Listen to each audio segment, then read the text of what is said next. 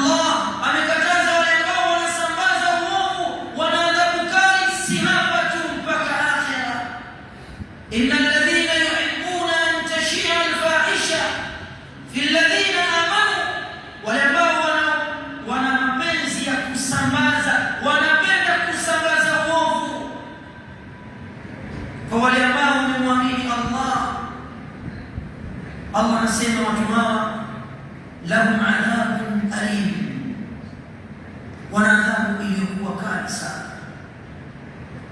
Fannamimatu khatira, umbea ndugu zangu ni jambo ambalo ni hatari na ni miongoni mwa sababu ya mtu kufilisiwa siku ya Kiyama.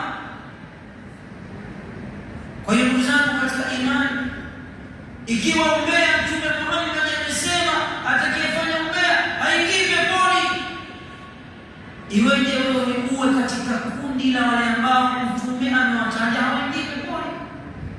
Si hivyo tu, kabla hujakutana na Allah unakula kipondo katika kaburi lako.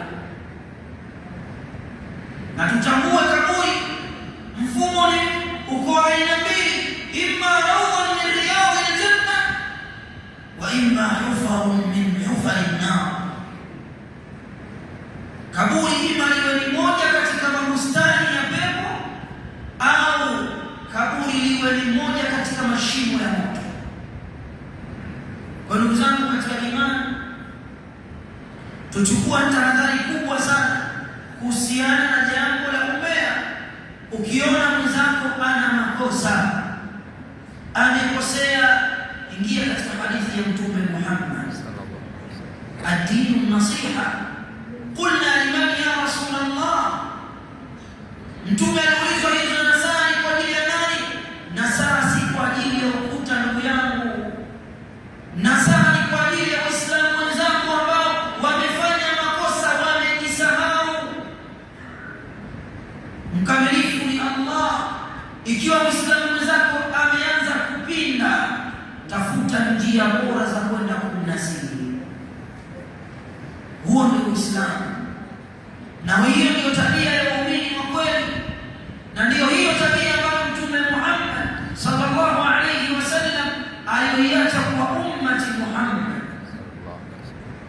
Kwa hiyo ndugu zangu katika imani, tuhakikishe tunajiepusha na fitna ya umbea.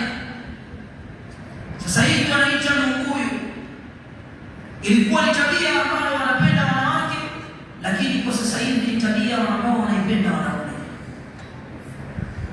Kwa hiyo tutajitahidi kuchukua tahadhari na swala zima la umbea, kwa sababu Mtume Muhammad sallallahu alayhi wasallam ndiye aliyekataza. Itoshe kwamba Mtume amesema jambo halifai.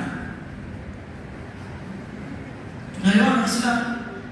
Itoshe tu kwamba Bwana Mtume Muhammad amesema umbea haufai, na sisi tusichukue tabia hiyo.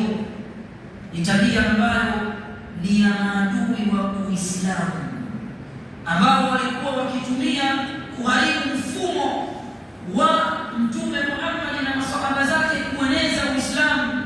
Sasa sisi tusichukue tabia hiyo ya umbea tukajivisha nayo, ambayo aliyokuwa nayo Shaitani la'natullahi alayhi. Msikubali kuwa wafuasi wa Shaitani mharibifu ambaye alichukua ahadi kwamba mimi nitawaharibia mfumo wa umini. Kwa hiyo wewe muumini wa kweli, chukua tahadhari, usikubali kuwa na tabia ya umbea. Ndugu zangu katika imani, muda huu nimwachie ndugu yangu, huenda kuna watu wakawa na maswali.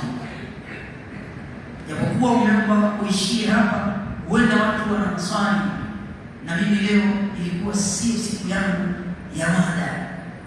Mimi nimeambiwa tu ni angalau kutia zile kachumbari kutongesha chakula cha roho siku ya leo. Barakallahu fikum wa jazakumullahu khairan.